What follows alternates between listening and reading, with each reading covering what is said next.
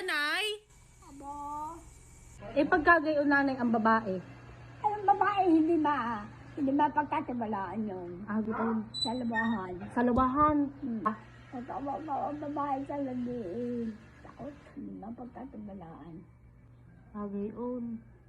Eh, anong dapat gawin pagkagayon ng babae? Ay, dapat kong gawin ay sa mga boyfriend. Ay, di inaalis, lalayuan. Lalayuan na ng gayon. Lalayuan na ng girlfriend, ng boyfriend. Paano Eh, ang nilalandi noong babae ay may girlfriend din. Ay, paano? May girlfriend din yung noong babae yun. May... Talagang tanga. Oh. Talagang tanga. Ay, siya pa ang sayan. Naku, napakahirap ng babae magayon. Gayon, may kaibigan kang gayon. Okay, di ba kakipagkaibigan pa sa gagay mga babae? Baka ako'y mapagaya. Gaya ka? Eh, anong tawag sa gayong mga babae?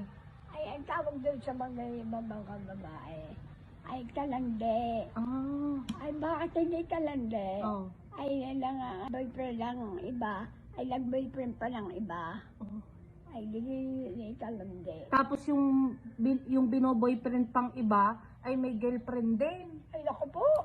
Naging malaloko ko pa. Oo. Hindi pa nga ngatawan nilang lalaki. Bakit? Ay, paano? Ay, may girlfriend. May girlfriend ka na yung nakikipag-girlfriend ka pa sa iba. Lulukuhin din siya. Gayon pala yun ay. Parang, ay, kung anong ginagawa mo sa ibang lalaki, hindi nang gagawin sa iyo ng ibang lalaki. Kung sasabihan mo yung babae ngayon, anong sasabihin mo sa kanya? Payong lola. Kunyari, gayon ang apo mo, anong sasabihin mo sa kanya? Ay, sasabihin ko ay, ikaw naman ay huwag mga kapag boyfriend sa iba. Ay, may boyfriend ka na Ay, hindi yun ang dapat. Huwag mo lulukuhin ang kapwa mo. Kung gusto mo magtanong yung boyfriend, makapag-break ka.